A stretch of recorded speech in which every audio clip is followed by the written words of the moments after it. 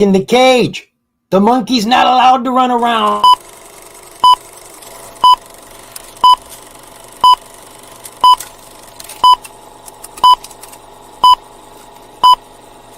Oh.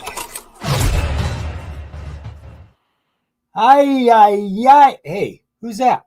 Oh, my buddy. That's my buddy. He looks a lot like me, just a little bit younger, don't he? Hello, everybody. I'm John Zidar, aka the Stock Wizard. You're watching On Top and Live. On Top and Hot Live. I'm making sure all my buttons are hit. I have a habit of not hitting buttons, and people don't see me, people don't hear me, and that's not good for anybody. So since I don't see any comments, I'm going to presume everything is a go. Yes. All right, folks.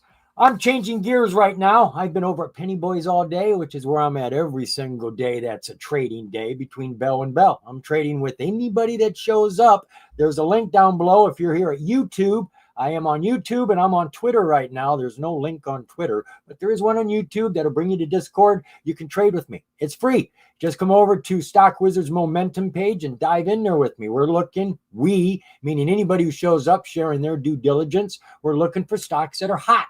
Stocks moving right now. Stocks we can get in and get out, like we're hitchhiking on the highway. Get in, get out, take your ride. Who cares where the car is going after you get out? We're not worried about that. We just want to get what we want. And in that season, that's what we got this show for. Talk about hot penny stocks. I like to share them with you all week. This gives you a chance to share them with me so that I can share them with everybody else. So what we're going to do is a general overall look at the stocks that you've given me. We're going to get some information on the charts, the fundamentals, the catalyst, but we're not going to do a deep dive because we don't get to see as many stocks as we'd like to. And we're always going to miss something, right? Where do you draw the line? So we're going to just see why the stocks are moving and why we should be looking at them. We'll let you do the serious due diligence, which you should be doing anyways. Don't be counting on anybody else to be making your decisions about what you're going to invest in. It's your money. All right. I appreciate all of you being here. I got my regulars, which keep this show going for me. Thank you very much, Belmore. Belmore is here. Kashera is here. Dino Trades, Lee, David Doolittle. Oh, I like that name. Hello, David. Damien, Alan Connolly. Boy, we got a lot of names here I haven't seen before. NP Alaska, Stephanie Spear. Happy Thursday to you. Wendy Irving, I love you too. And I don't even know you, but I'm glad you're here. Without you, I'd just be silly, right? I'd be talking to nobody, which is kind of what I'm doing anyways. But I'm presuming somebody's listening to me, which doesn't happen often either. So what we're going to do here is we are going to look at stocks that you have brought to me. I'm going to get everything set up here. Make sure that you can see what I can see. Yes, like that. And I've got another screen over here. Where am I taking you? I am taking you right here.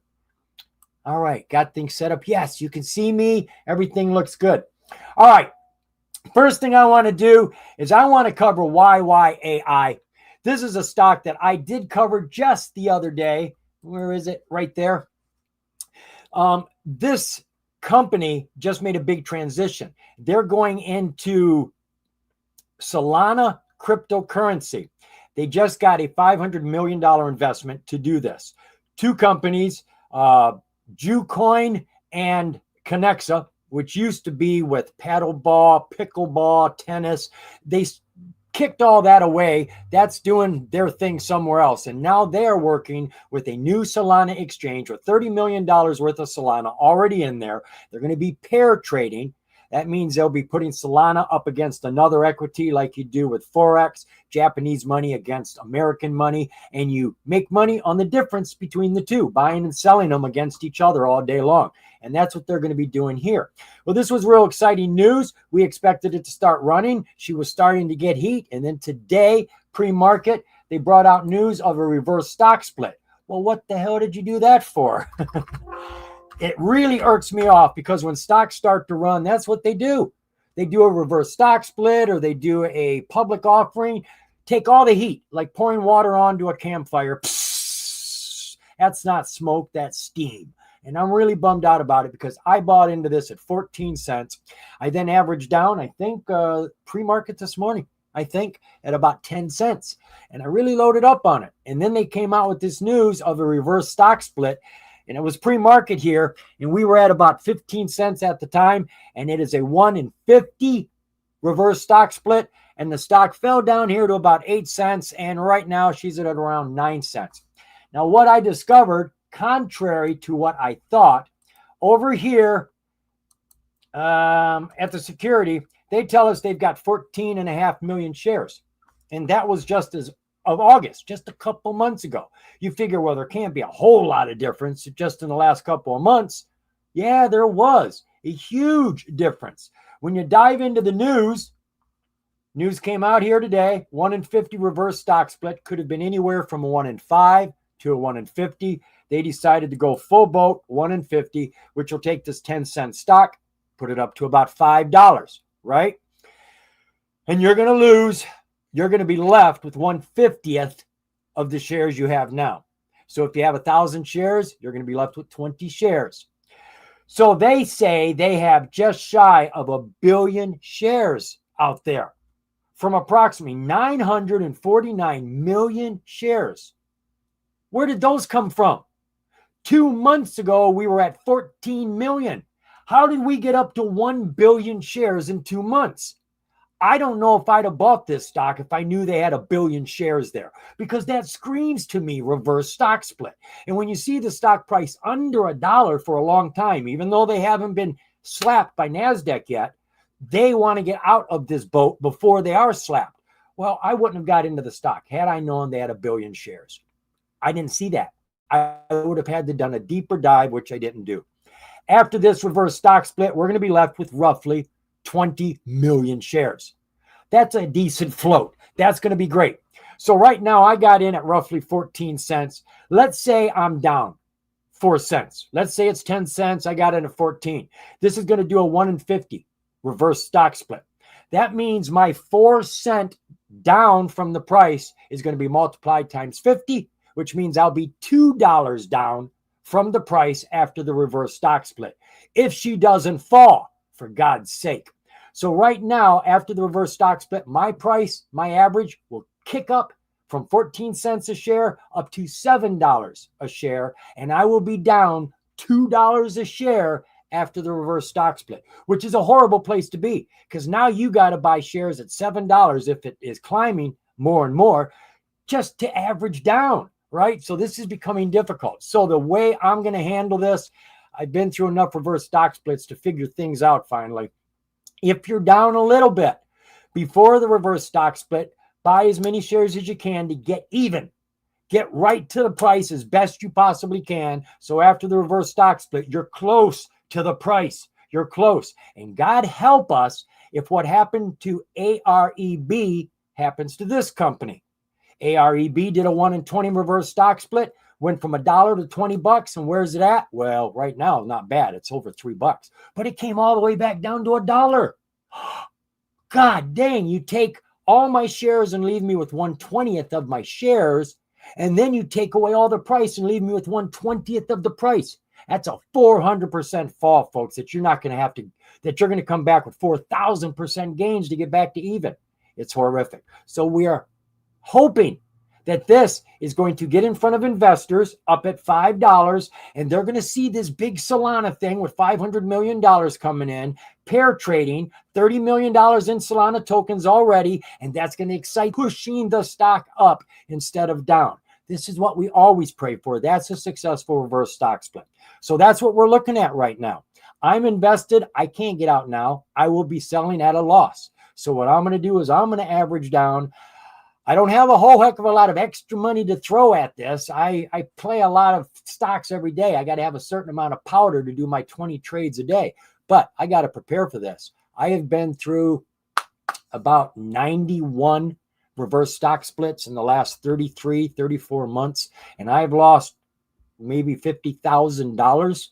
Folks, reverse stock splits aren't just something you go through and survive. They steal your money, and the only way you actually survive it well is if you were ahead of the game, you were in the profit before the reverse stock split, or you got close enough to the price before the reverse stock split and it didn't fall. That's the only way you come out of these smelling like a rose. So I'm a little worried here.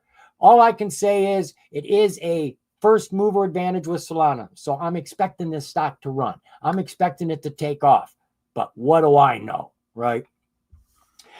Okay, that was something that was brought up to my attention. Who brought that up here?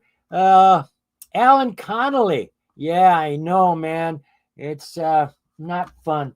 All right, we're going to dive into the stocks that I have been given. One of the stocks comes from somebody on my YouTube channel. They asked a question, and I do take requests from anywhere I get them. If you ask me on Twitter or over at Penny Boys here on YouTube, I don't care. Give me a request after I put this up, and I will do the due diligence for you. I don't mind. I'm looking for those. So right now, we're going to take a look at DTREF. This came from Oz Vendors. He is a YouTube follower. Thank you, buddy. Appreciate you being there for me. This is an Australian company, DTREF, which just came back onto the scene because Trump gave them permission. DTREF is a mine for gold and critical minerals. And it is in California. It's been on the Mojave Preservation since mid-1990s. And that's when they quit mining gold because it was on the Mojave Preservation. Well, Trump says we need critical minerals. And that mine is a gold mine, but it's 6 miles away from another mine, which is our #1 mine in America for critical minerals. And it's only like 10 miles away from it. So they anticipate there's got to be some critical minerals in there. Well, they've been doing tests and they've been doing everything that they need to. And yes, Trump was right. So this is back in the game right now. They just added 116 million shares to the OS. Everybody's doing that. When a stock gets hot, the company gets more money by getting more shares out there from either big investors or by selling them to us, the little investors. They also acquired another mine not too far from where they're at. This mine is a strontium mine. I've never heard of that. It's a critical mineral. That's not a city. That's a critical mineral. Strontium, we need it for our electronics. It's very important in our EVs. And they have gotten a mine that is strictly all about that. And they just released their annual report. So let's get some quick information here, starting from one side and going to the other so I don't miss anything. Looking at the relative volume for the company first. Dateline Resources has been doing roughly 20 million shares a day over the last 30 days. Today, she did just a little more than that, 21.5 million. Share structure for DTREF. Holy cannoli. Too many shares. We got 3.3 billion shares. That tells me they're going to be doing a reverse stock split. They're going to want to get this stock up in front of people who have money. But they're going to want to make it look good. Right now, their exploration, like a research and development, you rarely see a biotech pharmaceutical company in research and development do a reverse stock split and put themselves up on the NASDAQ because there's nothing appealing except you want to wait for a while? We got a long game here ahead of us. You want to wait for a while? No, I don't. So they don't do anything until they're ready to show off to the world. This company is ready to show off, but they're just not there yet. They're right on the cusp. They're doing all the tests. Matter of fact, if we jump on over into the news, you can see they're doing everything that they're supposed to. They're revealing significant Coliseum gold and critical minerals. They're appointing mining veteran Simon Seshev, whatever his name is, and chief operating officer. They're bringing in people who know what they're doing. They're identifying high priority areas in their mines. They have completed a $25 million institutional placement. So they got a big investor, got $25 million from them. Hoorah! And that put 116 million more shares onto the OS, onto the float. So that just gave us shareholder dilution. So yeah, it's good for the company, but it ain't great for us. Dateline Resources was admitted to the S&P ASX All Ordinaries Index. I'm not quite sure what that is. They're obviously not on the S&P because we're on the QB. You got to be on the major exchange to be on the S&P. So this is something else. I'm not real familiar with it. Maybe you can learn something by reading it. The company initiates accelerated drilling. They're doing a lot of that. Dateline did acquire 100% of Argos, America's largest snow and strontium mine, supporting U.S. efforts to secure domestic mineral supplies. They confirm high priority critical minerals at their Coliseum mine, which is the one mine that they owned before any of this started. Now, they've owned this mine for 10 years and done nothing with it because they couldn't. It was on the Mojave Plains. And before that, it was owned by a big gold company, Brax, I can't remember the name of it. But they quit mining it because back then gold was going for $300 an ounce. And it cost more than that to mine it and you were getting paid. Now we're between $3,000 and $4,000, maybe over $4,000. I'm not real sure. So this is getting a lot of attention right now. What bothered me is that the company said they were well funded, that they didn't need to do anything to bring in more money, and they just did. Good for them that they got $25 million, and they probably used that to go buy that other mine. Good for them. Good for the company. But by golly, you just gave us shareholder dilution, and I'm sick of that. With all of these public offerings, with all of these reverse stock splits, it's the little guys paying the bill, and I'm getting tired of paying the bill. Let's see, disclosures. We got anything new in disclosures? Yeah, we have their annual report, which is their financials, which is going to be audited. Being on the QB, you get audited financials. You have to be at least a penny to be on the QB. Fall under a penny, stay under a penny for too long, they'll yank you off the QB and throw you back down to the pink, which they call OTCID now. She finished today at 26.5 cents, and she was up almost 1%. And she's got a lot of green ticks over here. Companies verified, profile, verified. We don't have that. No, we don't have a verified transfer agent. That's normally always there. Now, that is a big deal. I'm not going to go into it right now, but you may want to look into what a transfer agent is all about. They're the ones that move the shares that you buy, that you sell, and get them moving around so that things are working right. I don't see one here. But what we do have here is a bonus, penny stock exempt. Penny stock exempt means that they're not treated like a risky company, even though they're under $5. They are a penny stock, right? And they're on the OTC. But penny stock exempt means they've been around for 3 to 5 years. They've had millions of dollars in assets or revenues in that time period, and they've kept up with their financials and their filings. So they're acting responsible. So even though they're a teenager, they are a kid, they're acting like an adult. Let's emancipate them. Let's just say you're an adult now, even though you're not. So this company's looking good in that regard. Outside of that, we don't have anything going on over here. But if you want to know about the company, dive into the annual report. That's going to give you a lot of information since the company incorporated. So let's go take a look now at ticker DTREF over on the charts. You with me? You is. So what I got here are two charts. The one on the left-hand side is the long chart. That is the yearly chart. I like to keep a yearly chart up so I don't forget what it is I'm really looking at. When I come down to the short charts, I kind of forget. So on our yearly chart, we got a 52-week low here of 005. And it's been on an uptrend. Jesus, when was that? That's March of 2025. Now, I just want to see, is that as far as she goes back, or is that just because I have a small chart over there? No, that's as far back as she goes. So she came on with this ticker, DTREF, March 17th at 005, and she has been climbing the entire time, hitting a high here of 46 cents. Wow, from half a penny to 46 cents. You're looking at like, what is that, 9,200% gains? Ooh, we could be more than that. I'm doing math real quick here. Once she hit that high, she came down. She's hit the strong 50-day MA here, and she is looking like she's going to bounce off of that. Now, what I noticed missing here is any 200s. We have no red 200 MA. We have no purple blue 200 Hall. There are no 200s on this board right now, which says they're not selling enough shares to even get that much data available. That's something to keep in mind. Right now, king of the board is our 50-day MA, so that's what the price is going to behoove. It's going to pay attention to this. Right now, she has bounced on it 3 times. Coming down to our, let's look at our 20-day 1-hour view. There's your high. Falling down, we tapped the 200, came back up, bounced off of the 200 Hall, crushed that 200, and we're bouncing between the two 200s here. And now we are on a fall.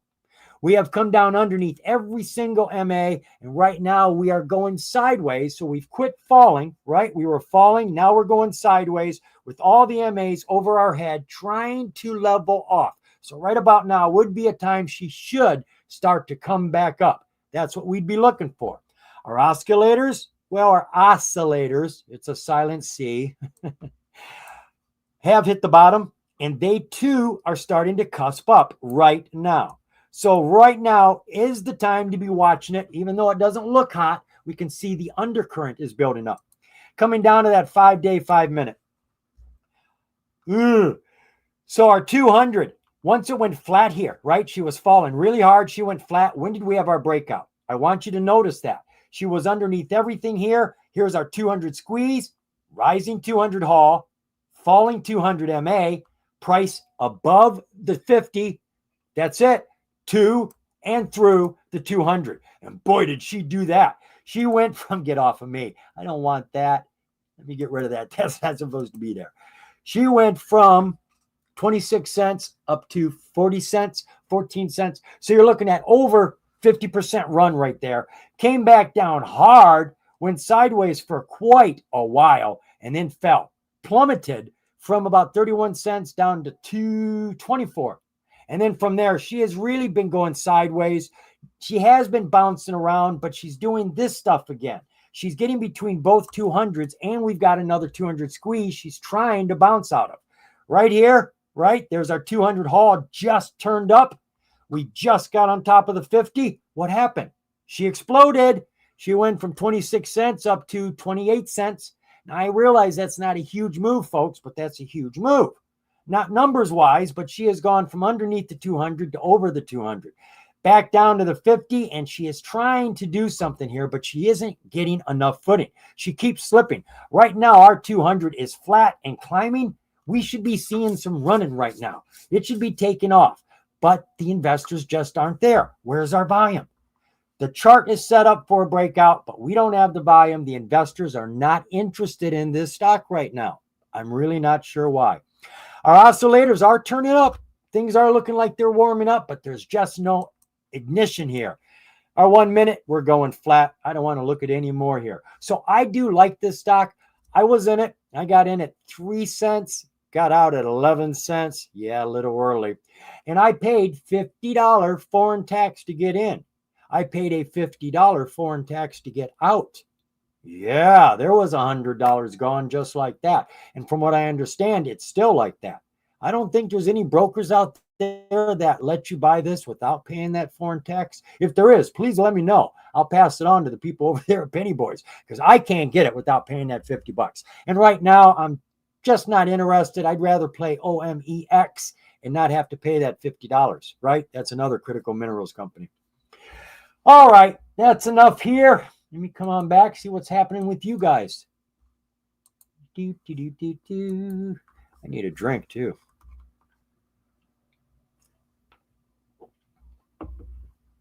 Yeah, hit that like button, folks.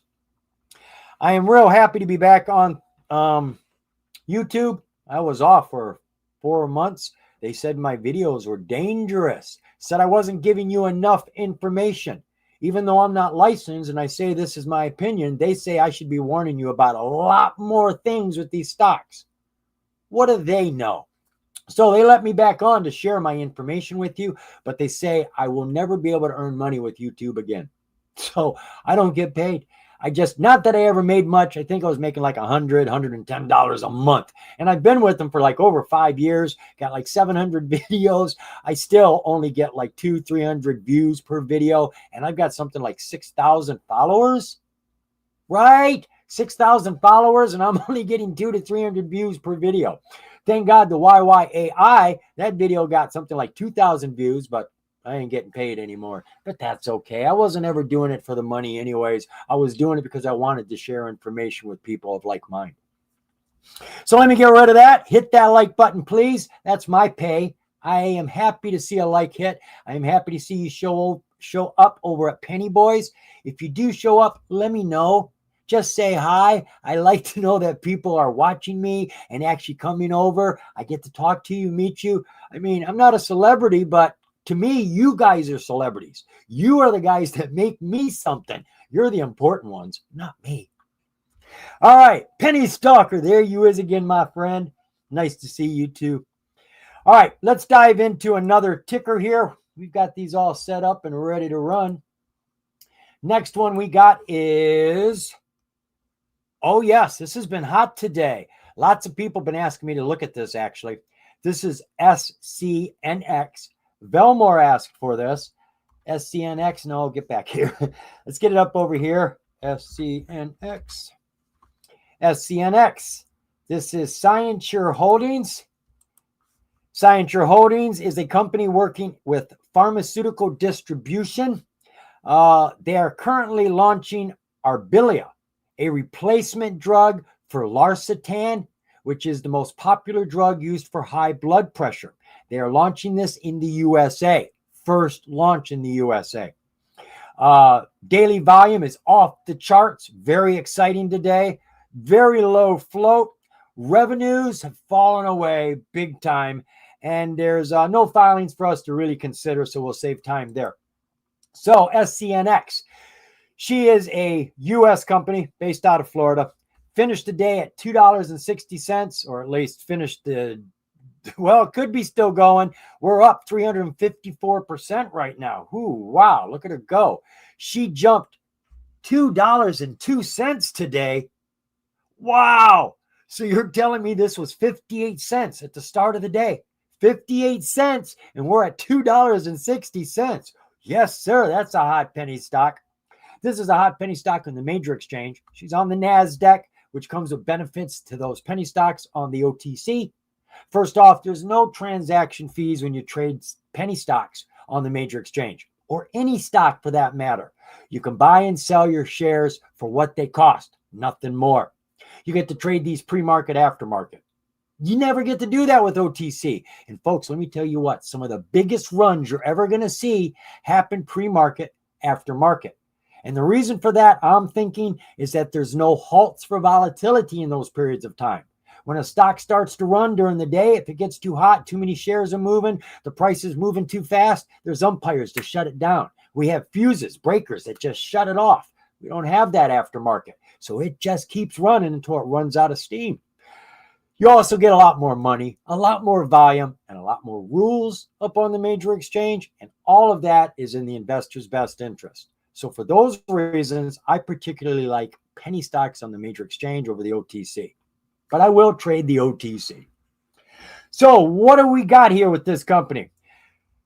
Trade is the largest integrated pharmaceutical service company that combines a web-based purchasing platform for transactions between independent pharmacists and drug manufacturers, with a specialty pharmacy, warehouse, and drug delivery services for consumers nationwide. So they're working online not only with the consumers, but with the pharmacy companies themselves and the manufacturers. You know, you got everybody working, and they're the liaison bringing everybody together. So let's start over here with the relative volume for the company. Off the charts, right? We got 750 million shares being moved today, when she was doing about 4 million shares a day as an average over the last 30 days. So that's a huge jump from 4 million to 750 million. Wow. Share structure for SCNX, not bad. Outstanding share count is about 25 million. So they say here. It looks like it was just updated about a week ago. And the insiders own about 6.5 million of them. So we get the rest. According to these numbers, we're holding about 18 million in the float, which isn't bad. A low float is considered 10 million and under. I consider a low float 25 million and under. And anything under 100 million is fine with me. Just stay out of that billion range, please. So this is looking good. Market cap, we're at about 14 million right now. Taking a look at the financials for the company. Financials have fallen away, right? 4 years ago, and I'm presuming all this money was theirs, we were at 10 million. We got 3 zeros to put behind any of these numbers. Next year, 10 million. 2023, 1 million. And then 2024, $100,000. What is going on? People are still taking drugs, right? They're still making drugs. Why aren't you making money? Something happened and I don't know what it is. They only got to keep $6,000 in 2024. How do you stay in business like that? Quarterlies, falling away to zilch. We got nothing as of June. That doesn't sound good to me whatsoever. Balance sheet for the company. Cash and cash equivalents. What do we got in the bank? $15,000. Assets. Well, we got 104 million in assets. Thank God for that. What's our liabilities? 26 million. So we're actually holding positive stockholder equity in this company. Yay! Of about 77, 78 million. So even though they're not making any money, don't have any profits, we're not holding the bag. The company's got that, not us. We've actually got $77 million to divide into those 18 million shares, right? Do the math. Taking a look at the disclosures for the company. What do we got here? Nothing up here. That's all 2019 and nothing down there, plain and simple. So we got no filings. That's a bit interesting. A company on the NASDAQ with no filings whatsoever. I'd have to dive around and see what's up with that. Where's their financials? Why is this all QB?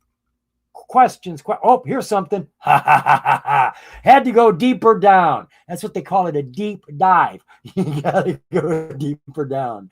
Whew. I was worried about that. You got to have filings on the major exchange. Whew. All right, we got an 8K here. This came out a week ago. 8K is a material change.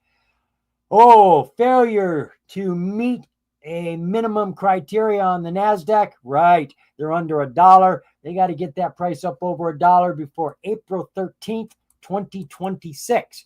Not them. We do. The investors have to get this price back up over $1 for 10 consecutive days. They have to close. Well, we're already there. Okay, so I do remember the news. If I'd have gone to the news first, we'd have seen that they just regained compliance. Where is that? I read a lot of news here. It's tough to keep up with it all. Okay, so obviously they're back in compliance and they moved quick, right? We are back up to $2.60. Did they do that through a reverse stock split? I don't see anything mentioned here about a reverse stock split.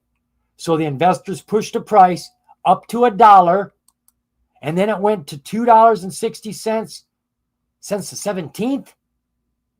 Wow. So in 5 days, we're going to see on the chart. I mean, this just doesn't sound right. It sounds like it's moving a bit too fast to me. All right, taking a look at that news. I know I got sidetracked there. Looking at the news from September 16th, the company secures PBM-led GPO rebate agreement to drive expanded commercial coverage and formulary access for Arbali in the 256 million U.S. losartan market. What you've got here is they are reaching out to their distributors, pharmacies, and they're saying, look, if you'll offer our drug to your customers for high blood pressure, we'll give you a juicy rebate so you can make some more money. Just convert your customers to our drug. There is a $256 million market for LOSA, for the other, let's just call it LOSA, for the LOSA drug. They want to crack that. They want to start taking that money away from the other drug since their drug is cheaper and seems to work just as well. I haven't done a deep dive, so don't quote me on any of that. Scienture secures multiple commercial GPO agreements expanding U.S. market access for Arbali. They say they are getting into 2,500 healthcare institutions, which is going to reach over 100 million customers here in America. So they're very excited about the way they are marketing this new drug. The company announces a full repayment and conversion of outstanding debentures, strengthening the balance sheet. Get rid of your debt. That's the first thing you need to do if you want to be profitable.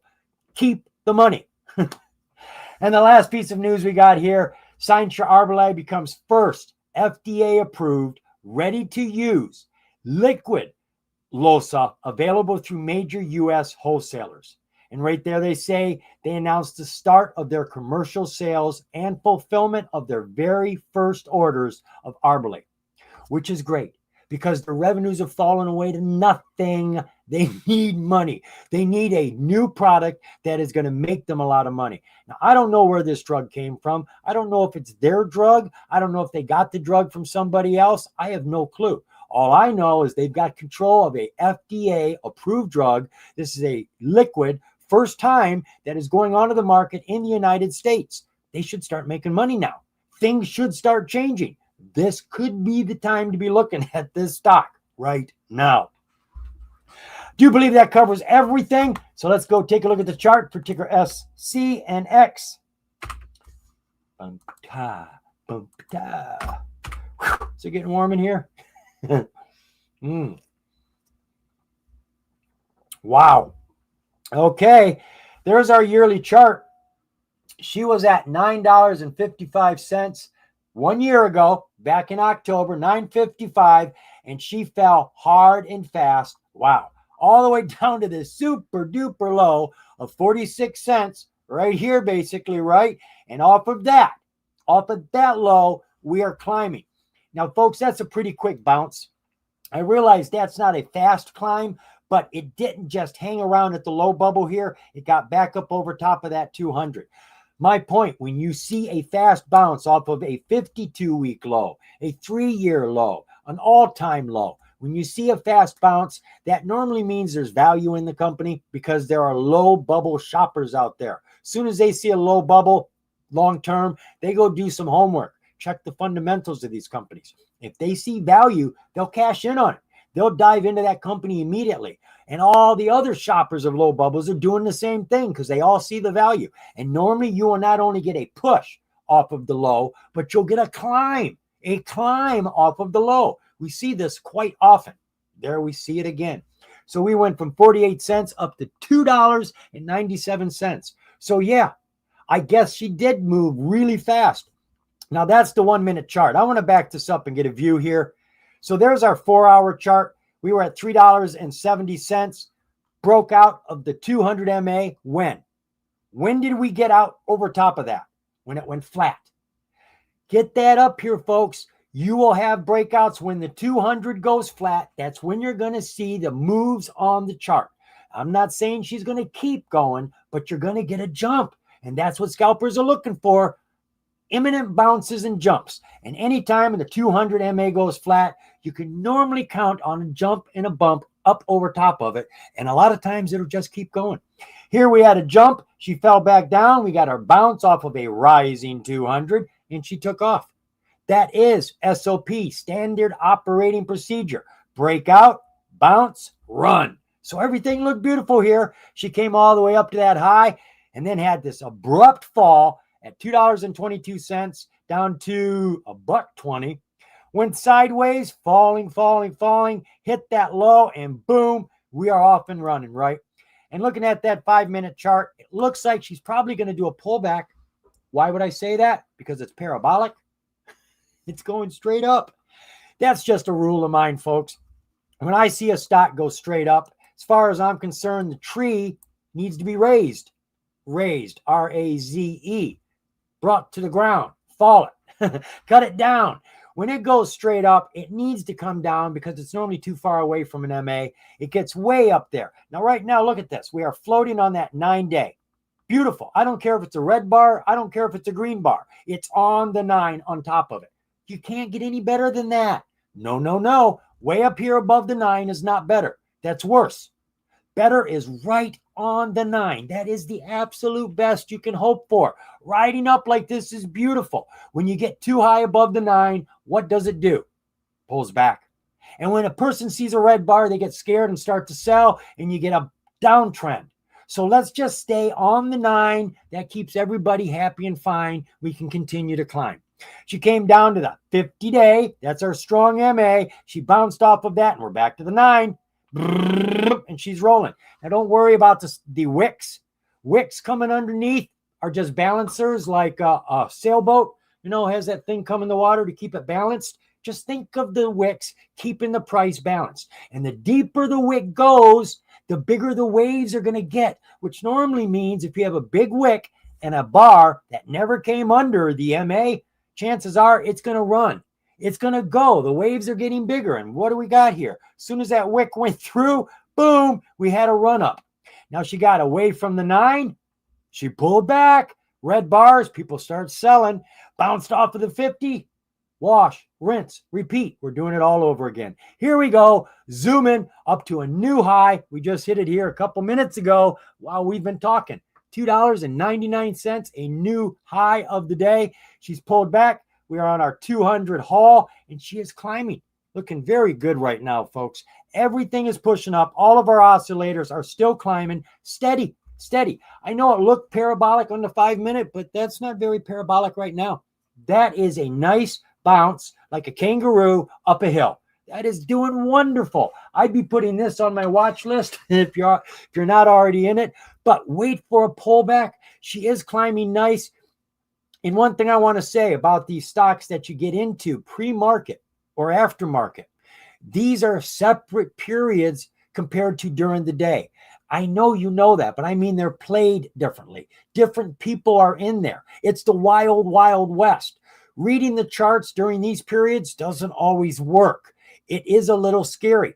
And if you get into a stock pre-market, aftermarket, you may want to get out of it at that same time because there can be some very serious fluctuations in the price moving from one period to the next period.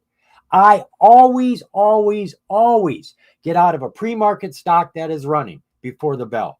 I will not carry that stock through the bell. I know I'm thinking it's going to run, but it isn't because as soon as it hits the bell, there's all these people that weren't paying attention to pre-market or aftermarket. They turn on their computer and they see that stock is way up. They don't know why and they don't care. They start selling and boom, it falls. And if I'm still there, I'm riding that fall.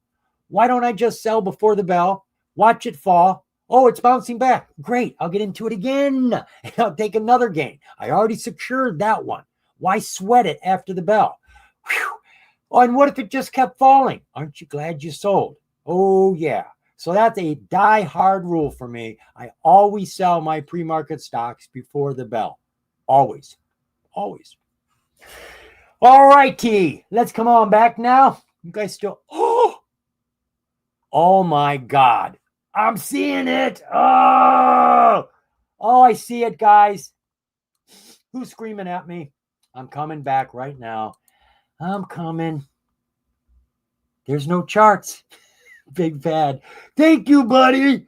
Thank you, buddy. You know, I got to show you this chart, folks, because it is worthy of looking at. My damn it. Ooh, I'm sorry, folks. So there's your yearly chart, right? She had that high of 955 and just been falling all this time. And right now, she is breaking out through that 200. She hasn't been doing anything except hitting this low. And off of that low, folks, I want you to see that too. We had a fast bounce. It was 5 days ago. Remember I said 5 days ago she got a warning from the NASDAQ. What? You mean to tell me this stock moved that fast in 5 days? It did. It did. Now, most of it was all today. It went from 55 cents up to that $2.99, our new high of the day. And she looks very strong. Like I said, parabolic. And I would be scared of a parabolic stock. But on the 1 minute, not so parabolic. More like a bounce. More like a ride. More like momentum coming into the picture. She is getting very strong right now. Volume is strong at the end of the day. All of our oscillators are strong. She's hitting new highs.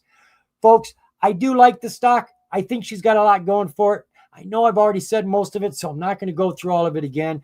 But I do want you to be careful because she is very strong right now. I am expecting a pullback at some point. It could be at 8 o'clock, 10 minutes before the bell. It could be at 4 in the morning. It could be at 7 in the morning. I don't know. But I'd be very careful between aftermarket to pre-market to the bell. Going to be very volatile in that period. That could be fun. All right. Am I excused? Apologies. Oh my God. Hey, did you guys get to see the information over at the OTC? I'm trying to see here. Don't see the charts. We can see you, sir, not the news. Oh boy. I can't believe I did that. Hey, John, if you're in a moment, would you please look at Fuse? New stock. I'm looking at all your comments. You guys have been talking, screaming at me. You know, they need to have a red button or something that really gets my attention. So when I'm doing something, I don't know how I missed it. I got it right there. There's no excuse for it. BYND. We may get to that. What time is it? 4:45. All right, I'm hitting my button. God, that really frustrates me, folks. It gets me all hot. I feel embarrassed. I'm sorry. Try to do the best I can here. And I am pretty much wore out by the time this gets here after trading all day with so many people, trading my own stocks, swearing at the computer. All right. We got another stock lined up here that came from Kashera. Thank you, Kashera. This is a stock that's been catching a lot of attention. People talk about it a lot over the last week. I've been hearing it. This is ticker AIRE. No, why did I do that again? AIRE. And back over to ARE. He's everywhere, folks.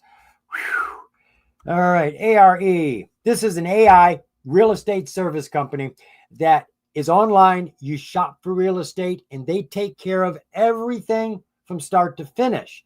But you don't have to use everything they do. But if you do, they'll give you huge discounts. 25% off here, 25% off there, 25% off there. So at the end, you can save thousands of dollars off of your closing fees if you use this company's services after you buy a house from them. But they're not in all 50 states yet. They've got strong daily volume today. Yeah, you're with me. And they've got a decent share structure. Lots of expansion going on right now, and the revenues are growing. So AIRE, Realpha Tech Corporation, she finished today just under $1. Remember, this is a major exchange stock. Anything under $1 is the danger zone. Stay in the danger zone too long, the NASDAQ slaps you. They tell you to get the price up. If you don't, you go down to the OTC, or we do a reverse stock split. We'll have to see what the filings have to say, if we can find it. So this is an American company based out of Ohio, Dublin, Ohio, not Dublin, Ireland. Realpha Tech Corp is a real estate. Oh, my page isn't moving. Stuck.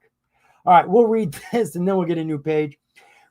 Thank you very much. Realpha Tech Corp is a real estate technology company with a mission to develop, utilize, and commercialize its artificial intelligence focused technology stack to empower retail investor participation in short-term rental properties. Short-term rentals are utilized for various purposes, including vacations, relocations, renovations, extended work trips, special events, temporary work assignments, or seasonal activities. And from what I was reading, they're actually doing more than just that. They're doing all. I guess that's what they started off doing, but they're doing it all now. Had to get a new page here because that one just got stuck on me, didn't it? So let's see what we've got here for relative volume for the company.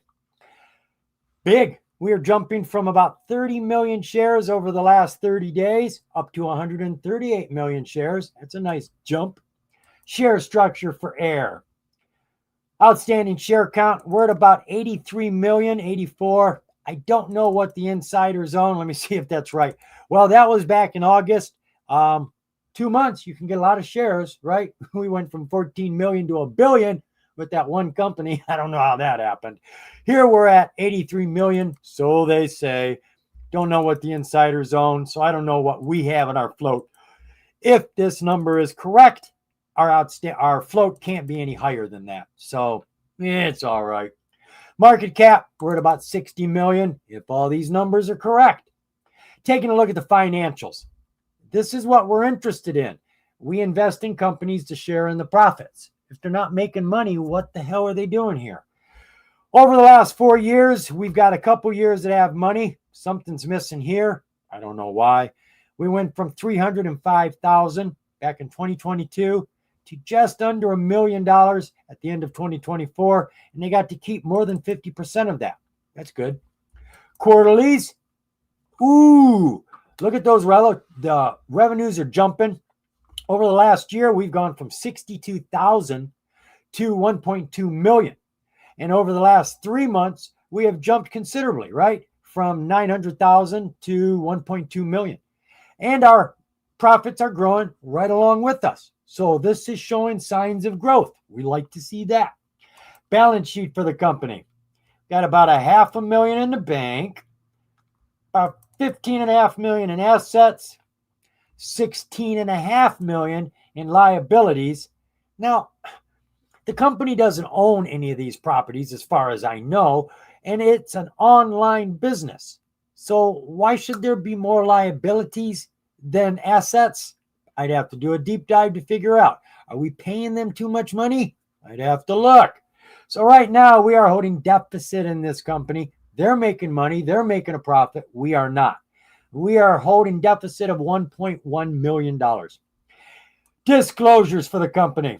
We got an 8K that came out here 3 days ago. As of October 20th, the company has issued 35 million shares to holders of warrants. So they just exercised a bunch of warrants. So we just got another 35 million shares on top of the shares that we already have, which was how many? Can't remember. So now we're up over 100 million shares. There could be more shares out there, right? I don't know. Now, what we were really concerned with was, are they out of compliance? You got to go through every filing to see. You never know when they were warned. You could make it easy on yourself if they haven't told you in a piece of news. Just go over to Google or whatever search engine you use, put in the ticker, put in compliance, NASDAQ, and maybe bid price. And if it's out there, it should come up for you and you'll know. Hey, there we go. Alpha regains compliance with NASDAQ minimum value. So they are over $1 now. It's okay. That's not good. You can go under $1 when you are recouping, but you have to close over $1. Once you're back in compliance, you're allowed to go back up under $1. It just starts all over again. So you get like maybe 30 days you can be under $1 before they slap you again. So here we are under $1 again. Let's not do it again. So looking at all the news we've got here going back to July of this year, Alpha Mortgage launches its Alpha AI enhanced brokerage arm, supporting their next phase of their vertical integration. The company expands their footprint into Utah. They just announced a 1,900% year-over-year revenue growth for the quarter ending June 30th. We saw that. That was a big jump. They've also now expanded into Georgia. Alpha expands Claire. They've named their AI. It's AI-powered concierge to guide the home buying journey. The company regains compliance with NASDAQ's minimum market value. Okay, that's a little bit different. Oh, yeah, that's a lot different. Market value. Market value is market cap. Now, they say they had to be a minimum of 35 million. This has nothing to do with the bid price. This has to do with the market cap. What is the market cap? Yay! Market cap's 59 million. I don't know what it was before, but when you're on the major exchange, the NASDAQ, New York Stock Exchange, American Exchange, whatever, there are minimums on everything. I mean, everything. How many shareholders there are. If you've only got 2 shareholders, they'll throw you down to the OTC. How many shares are in the float? Minimum bid price, minimum market cap, minimum assets, everything. It's tough being up on the major exchange. And they force you to pay $75,000 to $100,000 a year to be up there.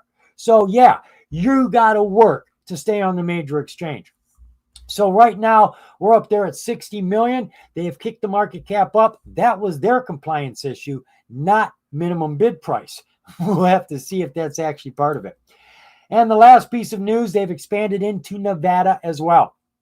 Now they do have another piece of news here. This came out on the 7th. The company completes full integration of Nemanche into their core operation, advancing one Alpha strategy.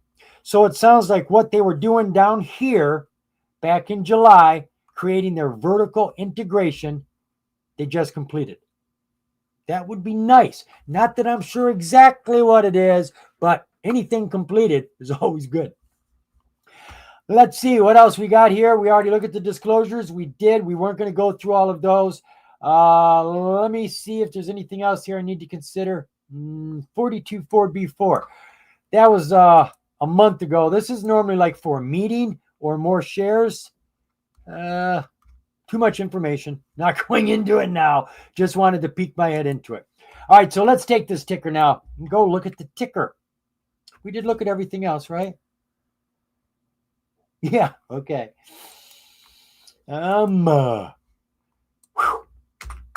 You with me? Yeah, you can see the chart. I see it. That's not the right ticker. What are you doing? What ticker do we want? AIRE. Thank you. You're getting on my nerves. Okay. Ooh, got lots of Fibonacci's up here. I got a big Fibonacci here, which I'm going to get rid of. We don't need that one anymore. That was a ways back. And then we've got one. Oh, we took away all of them. That's okay. We'll deal with that. All right, so here's our yearly chart for AIRE. We've got a 52-week high of $4.49 day before Christmas. After Christmas, she collapsed and fell all the way down to $1.21 from $4.49, landing on our 200. She bounced on the 200 and then collapsed underneath that down to 50 cents. She continued falling till she hit her 52-week low of 14 cents, from $4.50 down to 14. Off of that low, folks, look at that. Instant bounce, right? Instant bounce. She went from 14 cents up to 99 cents. So that's a huge, 600% run right there. She came back down solid on the 20. So this tells me there's value in the company.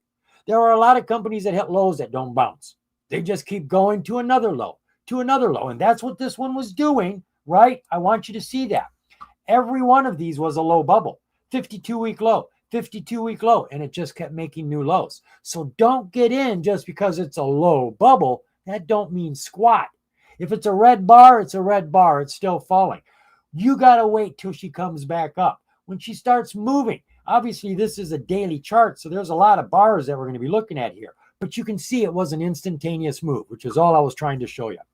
So then she got up here to 50 cents again, and she ripped in a 200 squeeze. We're sitting on top of the 50 right here. My 200 haul turned blue. She starts pushing up, bars getting bigger. Look how small they are. Look how big they're getting. And then she just takes off, going from 50 cents up to $1.80. 300% run, folks. Back down to our 200. Solid bar is above the 9-day. It's above our main MA. The wick came down. Now it looks scary, but it's only the wick. It's balancing everything. Underneath, it's the balance. And if it goes down deep enough, I see it as a foundation telling me that this stock is ready to go up hard. Now, what do I see here? I see a flat 200. I see a wick that just came down. I see all of my MAs turning fast and hard going up. As far as I'm concerned, my yearly chart on air says it's about ready to explode. There's going to be a big jump here. That's what it says to me. My oscillators say she's cooling off. Well, we just had a big red bar there. So yeah, they're not going to back me up right now. But that's what I see. Now let's scoot this over and let's look at our 4-hour chart. $2.08. That is 6 months ago, down to that low of 13 cents. And look, folks, instant bounce, right? Fast. Down to our 200. 200 was falling. Had that push right there. Leveled out our 200. Why she isn't breaking out here, I do not know. But she isn't falling. That's the important part. She isn't falling. She's on top of the 200. So that's one to watch. As long as she isn't under the 200, she's on top of it, going sideways, actually climbing. You got to expect something could pop at any moment. And boy, when she popped hard from 40 cents up to that $1.80 and then pulling back. Now, why did she pull back? Well, look, she was riding that 9-day beautifully, red bars, green bars, and then she got too high. Way up here. There's nothing up there. The kangaroo can't bounce in the air. It's got to come back down. And this, at the bell, what happened? At the bell, she fell. She's going up, up, up, and at the bell, she comes down. And that's what we expect all the time. Now, she came back down onto that 20-day MA, which is a beautiful bounce. Where are we at? Right there. All right, she did not. Didn't have enough chart. She came through everything. After this high, she broke every single thing, came underneath all of our MAs, tried to bounce, hit her head on the 50, back to our trend, all the way down to this low. And now we've got a beautiful, beautiful 200 squeeze. It couldn't be any perfect. Look at this. Look at how itty bitty these bars are. Flat. Once she gets into the 50, right? She's moving underneath the 50. This bar is on the 50-day MA. It's fat. It's a chunky bar. That's your first signal that she's getting excited. Bars are going to start getting bigger now. The next bar is super big compared to that bar. Our 200 haul is just now turning up when the bars are getting giant. There's the launch. She's going to go to and through the 200. This is your 200 squeeze that plays out anytime a stock levels out and starts to come up. Look for your 200 squeeze setup so that you can catch the money on that breakout. Once she gets over the 200, sell. She's going to normally come back down to that 200 or an MA underneath it and then bounce and come back up if things are still strong. And you can get back in and take another gain on that run. But always sell after she gets through the 200. In most cases, she's going to come back down. Take a look at our 20-day 1-hour view. Woo! Look at that. Steady fall, breaking everybody's hearts. And then right here, our 200 finally had a change. Right there. And you're saying, okay, so I'm going to watch it now, right? She's on top of the 50. We got a rising. Why didn't it break out? Well, it doesn't happen 100% of the time, but it happens more often than not. That's the important factor here. So we came down to our low, instant bounce off the low. You got my attention now. Now she's pushing up. Now she's back to our 200 squeeze on top of the 50, rising 200 haul, falling 200. Woo! We're off and running. 50 cents up to $1.40. Too far away from the 9-day. Pull back, fall to the 200 MA, right? Up, down, bounce, back and running. Standard operating procedure, folks. Initial breakouts run hard, then they fall, bounce, and climb if everything is sound. Everything is looking sound here. All of our oscillators are pushing up right now. All of our MAs are pushing up. Lots of volume. Everything is looking strong. Coming on down to our 5-day, 5-minute. So we got a low here of 40 cents and a high of $1.39. Right there is 300% run in those 3 days. Then we got a double top. It's not a pretty one. It's like devil ears. We got a top here and a top here. An ugly M. Ugly M for murder. At the bottom of the M, you normally get a fall. Ugh, we got our fall. That's what you normally get. Not always.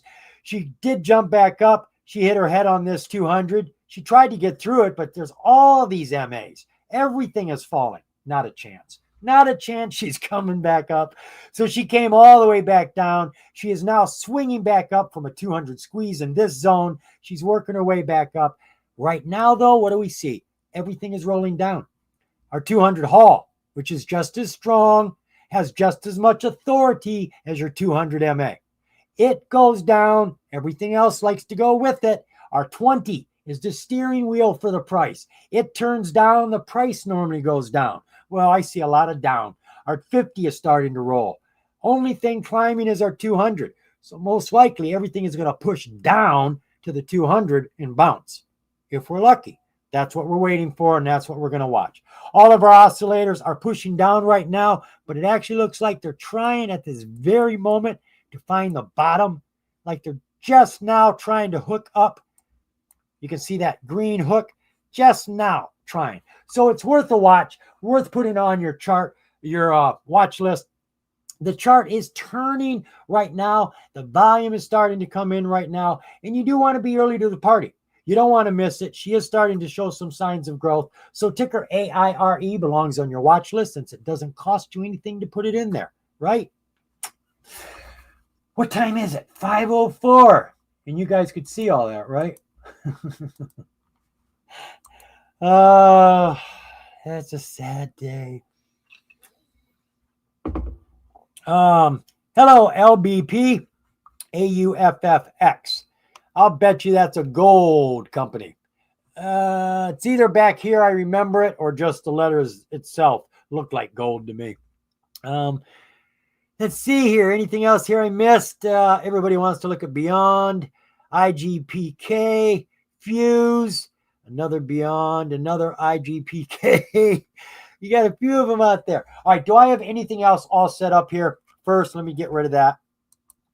There we go. Let me see. I do. So we're going to go back here, remembering to press all my buttons so you guys can see everything I'm doing. I'm sliding this over here. I don't need this anymore either. Right. Okay, next stock we're taking a look at came from Dino Trades. This is Rackspace Technology, ticker RXT. RXT, Rackspace Technology. Rackspace is an end-to-end hybrid cloud and AI solutions company. They had strong daily volume, a steady press release stream, getting news all the time from this company. Strong revenues, but they seem to be falling right now. The shares are in the billions. Is that right? SH. Billions in share. Yeah, I think we got billions of shares. No filings to consider. There is an 8K I did look at. One of their directors has resigned, and there were a couple of Form 4s. They were sells. I only look at Form 4s because they are when the insiders acquire or dispose of the company's stock. And they can do that in a lot of ways. But I'm interested when they buy them or sell them. When they buy and sell shares, that could be an indicator. That could be a signal to me that something's going on I'm not aware of, and they do. So I looked into the Form 4s. Both of them were sells. And there was over 1 million shares that they sold. But they sold them to pay taxes. They automatically sell shares to cover taxes. Tax season's coming. They do it on a quarterly basis anyways. So that's why they sold shares. No need to panic. So taking a look at Rackspace Technologies. This is a company based out of Texas. Finished the day at $1.83, up about 23%, which was about 34 cents on the charts. Hot penny stock on the major exchange, NASDAQ. So let's see what we got here. Starting with the relative volume. She's up there. God, she jumped like 500% in her volume today, going from roughly 1 million shares a day to 5 million shares today. Share structure for RXT, average, nothing special. 239 million shares outstanding. I don't know what the insiders own. I'm going to presume they own something. Subtract that gives us our float. Not knowing what it is, I can only tell you it can't be any higher than the outstanding share count. 240 million will be the worst it can possibly be, which isn't all that great. So I hope they own a lot. Hope the float's a lot less. Market cap, we're up there at about 350 million. Not bad. Financials for this company. Well, this is nice. We look at a lot of penny stocks that really aren't making a lot of money. I mean, even when they're talking millions, this company's doing billions, which is nice. We don't see a lot of penny stocks doing billions of dollars. Over the last 4 years, they have been falling. They've gone from 3 billion down to 2.7 billion, but it is still billions of dollars, right? Profits have falling too. They've gone from 936 million down to 533 million. Only a $500 million. Only. But that's a big drop over the last 4 years. But they're in the black. It looks pretty decent, except for the fact that it has been falling. Quarterlies, they're hanging roughly around 666. They're around there every single 3 months, and they're pulling in about 129 million every 3 months. They're not doing bad. They're doing pretty good. Balance sheet for the company. In the bank, they got about 100 million. Total assets, they got about $2.8 billion in assets in this penny company, penny stock. Oh, boo. Look at the liabilities. For God's sake, I thought we had something good going here. $4 billion in liabilities, 2.8 in assets. That gives us $1.1 billion in deficit. Me and you are holding $1.1 billion in deficit in this company. My stomach just dropped. I don't like that at all. That's a big number in my book. Ouch. All right. Moving on over to the disclosures. All right, these are current. We got a 8K here. Oh, I already told you that was a departure of a director, right? I told you that. And then we had 2 Form 4s, which were insiders paying taxes. I already told you that too. So let's see what we got for news. Did I highlight anything here? Highlighted a lot here. All right. I'm just going to headline this. Haven't got time to go into every piece of news. Dell Medical School taps Rackspace for industry disrupting cloud strategy, building on academic medical center without traditional data centers. Now, this is an interesting piece of news I'd want to look at because they're doing something uniquely different than everybody else. They're working with a cloud to provide them their data rather than a data center. Not that I even understand the real differences here. This is like first time I'm thinking about it. Cloud and data centers are not the same, but they each hold data. More due diligence, huh? August 28th, Rackspace unveils Raise, an AI-driven security engine that adapts in real time to cyber threats. That sounds great. We could use that. Rackspace Technology and Simple C announced strategic Better Together partnership to accelerate CMMC compliance for government contractors. No clue what it is. Bet you don't either. The information will be in there if we're interested. The company has just brought in a new CEO, and they are using inducement grants to do this. You know what an inducement grant is? It's a bribe. It is a offering of a lot of shares. If you'll come work for us, we'll give you a whole bunch of shares. Inducement grants. That's what those are.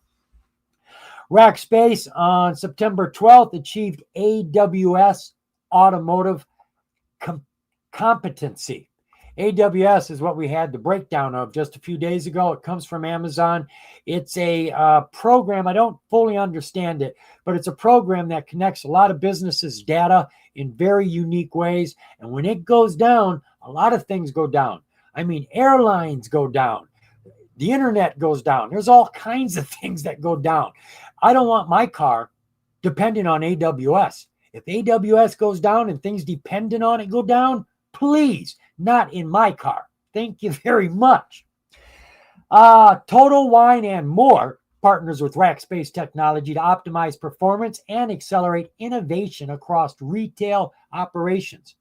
So, we're seeing Rackspace is being used in a lot of different areas of business here, a lot of different sectors. So they're actually doing a lot of things, probably making a lot of different revenue streams. That's a good company. I should do some more research on this one, except that they got $1 billion in deficit. I don't like that. Rackspace announces third quarter 2025 earnings on November 6th. So if you want to know what their revenues are going to be, you got to be there on November 6th. And possibly you could see a run up just before the revenues come out if people think they're going to be bigger, if they're going to be stronger. But again, me personally, I don't ride through those dates like the bell. I'll ride it up to the financial, but I won't go through the financial because chances are if it ran before the financial, it's already built in. It's already pushed it. So even if it's a good financial, where's it going to go if it's already gone up? Probably down. And if it's a bad financial, damn sure going to go down, way down, right? So if it's rising before, I normally sell. If it's not rising before, I'm not going to get in before. I normally always wait until after. I don't like guessing. It's just gambling. I just don't like it. I've lost too much money gambling. Been there, done that. Rackspace Technology releases 2025 sustainability report. If you're interested in the company, you'll probably want to be reading on that. So that gives us all the information we needed to consider here. Let's go take a look at the charts for ticker RXT.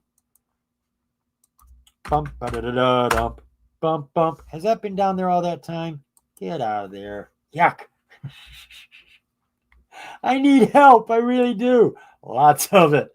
But the doctor says I'm doing much better since I've been staying on my prescription. All right, we're looking at ticker RXT. Got it opened up to a yearly chart over here, as always. We've got a $3.41 52-week high bubble hitting us in November of last year. And we've got a 52-week low of $1 hitting in June of this year.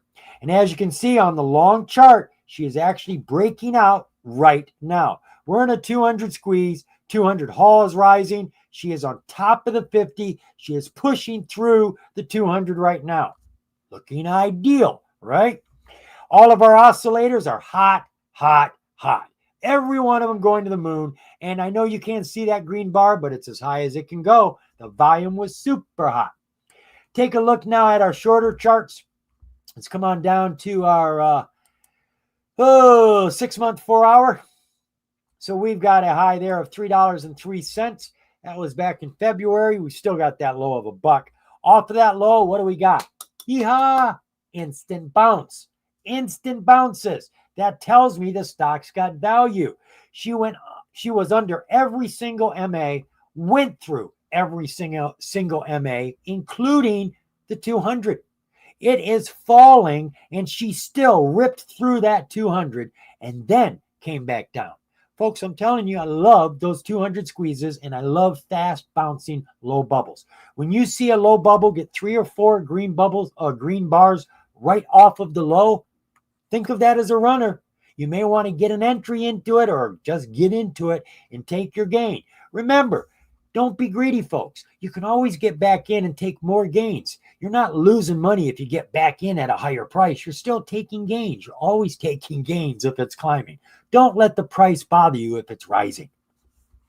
So once she got over the 200 here, she was hanging around the 200. She's rolling. That's what the waters do. They're not getting any lower when the waves go up and down. It's just rolling, right? That's all we got here. Rolling, ebb and flow, ebb and flow. But now we're rolling on top of the 200, and now she's getting excited with everything starting to push up. All of our MAs have turned.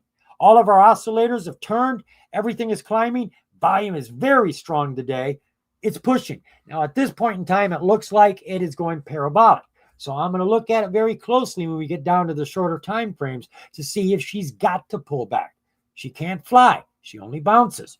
So this is looking really good here. I see lots of power on the board. Come on down to our 20-day 1-hour. Still lots of power. She's going sideways from, nope, not that one. This one here. She's going sideways hard, right? Right there. Boom, boom, boom. Look at her. Hitting her head over and over and over and over again for days. Just hitting her head. And then she finally broke out today. Just ripped it, going from $1.46 up to $1.87. She's been floating on that 9-day, but she is pulling away from it, right? She's getting further and further up. We've hit a high bubble, and even the next bar is trying to hit another new high. So I would expect this to come back down at least to the 9-day, wherever the heck it is at. At least. It's a kangaroo, not an eagle. So I'm expecting it to come back down to the ground sooner rather than later. All of our oscillators are on fire. Everything is climbing, so it does look good. I ain't complaining. Coming on down to our 5-day, 5-minute. Not much, right? She has been hitting her head, but notice, after we hit our low, she positioned herself up on top of the 200. All of our MAs rolled back up on top of the 200. We are right here. Everything is right there on top of the 200. She took a crouch before the pounce, just like a cat does. Goes down a couple inches to jump a couple feet. That's what she did. She was going sideways on the 200, dipped under it, down hard and up real fast. And right now she is right on top of that 9-day. No parabolic here. She is floating on the 9. The 20 is right up underneath her, not too far away. Here's our 50 and 200 haul, just up underneath that, all nicely combed, right? Nice and evenly spread. Here comes our 200. It's starting to get into the synergy form here. Everything going in the same direction. One strong current. Everything looks great. Volume is very strong today. Oscillators look to be cooling off, but they're hot. Everything is up there and hot. The worst I would expect at this point in time, honestly, is maybe to pull back and bounce off the 20 just to get a better push off. You can only push so far off of the 9. You come down to the 20 or the 50, that's harder. That's thicker. You can get a stronger push off of that and go higher. So we could be looking for that right now. So this is looking really good. RXT for the chart, for a scalp, looks like a stock we should be putting on our watch list. She's breaking out on the long chart. She's flying on the short chart. As an investment stock, I'd have to do more research on it. I mean, seeing $1 billion stockholder deficit is not exciting. That's a lot of debt. I don't want to be holding that. So there you go, folks. That covers all the stocks I think I had. No, I got one more. And you know what? I think I'm going to dive right into this. I'm going to go over here. I'm going to go into Lee. Lee has brought us, where is that? Where did we go? There you go. Lee wants to look at KITT, K-I-T-T. I like KITT. We've looked at KITT a couple times. I don't know if we've looked at it here. KITT is Nauticus. Oh boy, I'm losing it. Okay, John, get it together. Slow down. What is going on? Nauticus robotics are underwater robots. They're like submarines and they're robots together, and they have come a long way, baby. The biggest improvement here now, not only have they incorporated AI, which is outstanding, but we don't need the tether anymore. No umbilical cords. Folks, this has changed the game completely. We could only get so far with tethers. Doesn't matter if the machine could take it, if the device could go down deeper. We couldn't go any deeper. Now we're going down to ultra depth levels where we've never been before, doing whatever we want to do. And since these are manless machines, there's no danger involved. The worst that's going to happen is you're going to lose your equipment if it gets crushed or trapped, but no people. So this is really, really exciting. Strong daily volume today, very low float. That's because they just did a 1-in-9 reverse stock split in September. They got a NASDAQ notification. Their minimum market cap, we were just talking about that, is too low. They're down at 12 million. It's supposed to be up at 35 million. If they don't find a way to fix that, they could end up down on the OTC. No, a reverse stock split will not fix that. They've got lots of news that we'll be looking at, but we don't have to worry about any of the filings. So taking a look at KITT Nautilus Robotics. Let me see here. Might be just a little better to give you a picture. Picture's worth 1,000 words, right? Now they've got two different subsidiaries. I can't remember. Aquanaut and Nauticus. That's it. Aquanaut and Nauticus. And they've got different types of robots, different types of machines that they're working with in different sectors. Right now, let's just go to the news to get the information. This bottom piece of news and this top piece of news go together. Nauticus Robotics signs a master service agreement with Advanced Ocean Systems down in Florida. They announced in 2025 the Florida Lake testing plans. Now I'm going to dive into this to give you a paragraph. They tell us here that the company is working down in Stuart, Florida. I used to live down there in an inner lake. Actually, they're not actually in the ocean. They've got a lake down there. The collaboration afforded us by the AOS is expected to be a game changer. This top-notch facility and the team here provides us with a cost-effective method for testing not only our products, but their interaction with other vehicles as well. This location provides the ideal spot to host customers so they can observe our progress before we go offshore again in 2026. So what they started back in July of this year, they are just now completing, and they are very excited about it. They say it's going to help them with showing off what it is their products do. Take a look at some more news here. August, the company's Aquanaut Mark II reaches new ultra deep water depths in qualification testing. As I said, they can do more now that they don't have the umbilical cords. They did that reverse stock split in September, the 1-in-9, which gives us our new low float. Nauticus Robotics announces the ultra deep water Aquanet test results using sub-Nero modems. More information, haven't got any more to tell you but the headlines. If you're interested, dive in there, folks. Nauticus Robotics announces receipt of stock exchange delisting notification. This is them not meeting up with their market cap. They don't get that fixed soon. Now, did they give us a date here? Always like to know if we got a date. Bump, bump, bump, bump, bump. Normally you get a date. We got a date here on October 16th. They were warned. We got to get that up to 35 million. The company intends to, all right. The NASDAQ notice has no immediate effect on the listing or trading of the company's common stock. The company intends to timely request a hearing before the NASDAQ hearing board, which will automatically pause any suspension or delisting action pending until the hearing. The company's common stock will continue to trade as it is trading.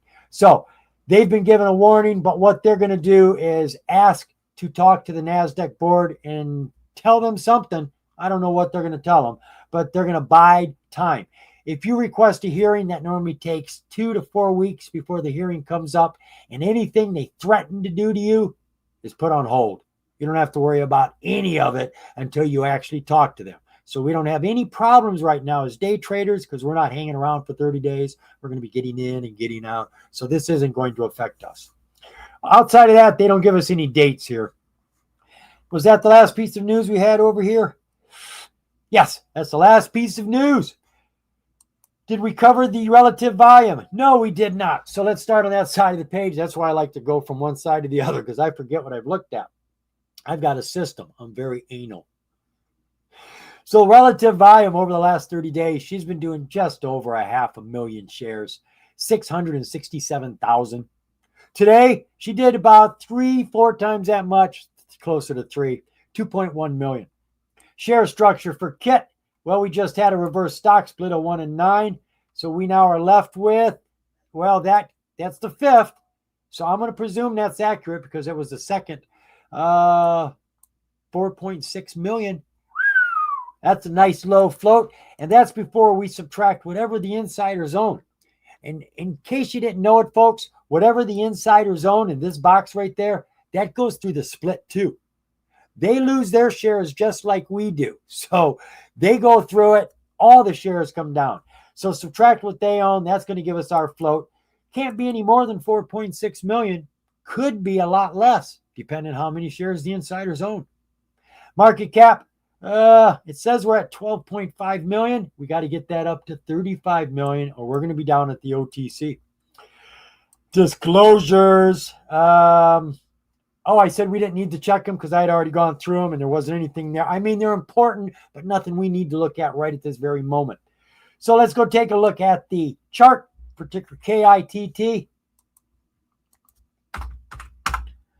Boom. All right. Should I keep my lines there? Yeah, nah. I'm going to get rid of my lines. If I hit my back button, I can get my lines if I remember. So there's our yearly chart. Boy, did we have a rip. Look at that. Now, I want to see how far up. You can see she was flat. When the 200-day MA got close, we took off here. But that is really, really way up there. She could have waited till she was down here. There's no breakout down here. Why was she in such a hurry? Was there news here? I really don't know if there was news or not. So I'm going to look at the 2-year chart. Now let's go 3. Wow. So she's been falling for a long time. Look at these lines. There's our 3-year 200 MA just coming onto the board. Obviously, she's had a couple reverse stock splits. Here's one right here for a 1 and 9. Here's one right here for a 1 and 36. You've got to take those 2 reverse stock splits and multiply them together. 9 times 36. And you're going, why would I do that? Because this high bubble of $1,763 has to be divided by something because it ain't right. No, they multiplied the entire chart by those 2 numbers. They multiplied it times 9 and they multiplied it times 38. So if you multiply 9 times 38, you can take that number and divide it into that number, and that will give you the real high that day. When are they going to fix this? Never. The wrong numbers are going to stay on the chart forever and ever. They don't give us one big green bar when they have a reverse stock split. They now multiply the charts. It sucks, but that's what they do. So as you can see, she has been in a downtrend for a very, very long time. Coming down to that yearly chart, we had a breakout. Finally, when the 200 got close, at about, wow, she was at $9 and she ran up to 54. No, no, we got to divide by 9. So it wasn't $9, it was $1. We got to divide by 9 and then divide 54 by 9. Well, what's that? 9 into, is that 6? About $6, $7, somewhere around there. So that was a 600% run, somewhere like that. So this jumped from $1 all the way up, then came all the way back down to $1 and stayed there until they had the reverse stock split. The reverse stock split, it fell. People weren't happy. And now we're down here at this super duper low of $1.73. And she is bouncing off of that right now with a little bit of excitement, but people aren't happy, right? So now looking at our 15-minute chart, let's go to an hour. Not much better. We're in a downtrend. Everything is still falling. Nothing looks like it's coming back right now. $3.65 was our high here in the last 20 days. We hit a low today of $1.73 after a big fall from $2.73 right at the bell. Boom! All the way down, bounced off of that, and we have been climbing all the day, whoop-de-doo, from $1.73 up to $1.90. And she is still underneath all of the MAs on our hourly chart. Our oscillators, they're fighting right now. They're at level, but they look like they're dipping. They don't look like they want to fight to get up. They actually look like they're dipping. It's a little precarious right now where she sits. Taking a look at our 5-day, 5-minute. So there's your drop. She was slowly falling. I don't know what happened this morning. I don't know what news actually came out. Let me see. I'm going to take a quick gander here. I know you can't see what I'm doing, but I'm looking at the news to see if anything came out this morning. Yeah, the good news. The good news about them having that new testing zone in Florida. Them being very excited about it. Why would it drop? For God's sake. So we had that big fall from 270 down to $1.70, back up to $1.96. She is on a 200 squeeze right now, right? We've got our 200 haul just turned up. Mine changes colors, so I know it's happening. She is above the 50, and we've got a falling 200. It is a perfect place for a run. We've got good news. I don't know why she fell, unless there was a filing or something I missed, a tweet, something. I don't know. This is a little confusing to me, which is why I do not lean on the news to make my decisions on whether I'm going to get in to a stock or not, because it doesn't matter. Good news, stock can fall. Bad news, stock can run. I see it all the time. You do too. So I don't let myself get put off by the news. I look at the chart first. I let that be my indicator. The news can back up what I'm looking at, but what if the chart says, oh, we just did something super good and the chart is falling? Am I going to get into that stock because the news is super good? No, I'm not. I'm going to lean on the chart, not the news. And that's the way I trade for the most part. So right now the chart is looking good. The news is good. So I would expect this to come back and recover from a fall that I don't understand. So right now, it may be a good time to get an entry position, meaning you buy some of what you want. When you plan your trade, you know how much you want, $1,000 or 1,000 shares. Buy 1/3 of it here, because if it falls, you may want to buy more at a better price. Average down, right? This could easily drop from the 50 down to that 200 and then boom, explode and go all the way to and through the 200. Oh, yes, it can. Yes, it can. And if it does fall right to here and starts to bounce, folks, I'm telling you, the bounce right here, the bounce right there would be where you'd want to get in, because it's going to be lower than your buy-in here, and it's going to rip past your buy-in pretty bloody fast, and it's going to go to and through that 200. And what are you going to do when it breaks out? You're going to sell just over top of that 200, because it's going to come back down, because that's a falling 200, and it's going to bounce on that 200 or come under it to the next MA and bounce off of that, right? So everything is looking juicy for KITT for recovery. She has been in a fall for a very, very long time. She's looking for a reason to recover. She needs something to start pulling her back up and change this trend long term, not just short term. This could be the start. Okay. Oh my God. You guys have any idea how much fun I'm having? Too much. So much fun I shit myself. When I'm online too long, I start getting wacky up here, folks. The dopamine, I'm getting too much or something. I don't know. What time is it? Yeah, it's like 5:30. I start getting this buzz. I start getting really freaky. So let's take a look at the comments here before I lose control. No, I'm not going to be able to get to Beyond, my friend. I'm sorry, Chris. Beyond and whatever other stocks, I'm sorry. I try to cover as many as I can. Maybe I talk too much. I don't know. I don't think I do, but I used to be able to cover 8 stocks in the show. But in saying that, I had a partner that was helping me. I had a lady friend. I've gone through two partners. No, they don't quit because I wear them out. One quit because she had a baby. The other quit. I don't know why the other one quit, but I didn't wear her out. I swear. So working by myself, it does wear on me. So after trading for 8 hours with everybody and then coming and talking to you for an hour and a half, whew, something just pops up here and I become a different person. And if I don't get off, it could be scary. God only knows what could happen. I'm just checking everything here. Last comments. Can you look at Beyond tomorrow? I don't do these live streams every day. I only do a live stream on Thursday. And then I do coverage on stocks 3 days a week, something like that, because I do one on the weekend. But the one I do on the weekend is a special one. It normally takes extra due diligence. And it takes me Saturday to do the due diligence and Sunday to make the video. So really, I get no weekends, folks. My weekends are taken up making you a video that I put a lot of time into. Swear to God, they take 18 to 20 hours, those weekend videos. And then I do one on the during the week covering stocks right after the day. And then I do this live one here on Thursdays.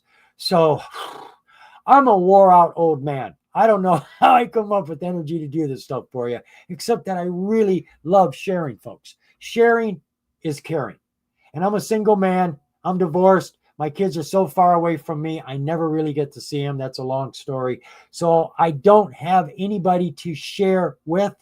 You're my family. So I do this for you. So I know you appreciate it. I don't mind not being paid as long as you keep appreciating me. That's my pay. All right, folks, I got to get out of here because I'm moving on too. Yeah, buddy, moving on. Thank you, my friends. I appreciate your time. Hope I shared some information with you here, not just about stocks, but about trading that's going to help you, things you can look for, things you can remember, things that can help you keep money, if not make money. I'll be back next week, 4 o'clock Eastern Standard Time. I'm here every Thursday, folks, just for you, nobody else. I'll see you then. Okay, Home Alone, if I can get it together. He's doing it.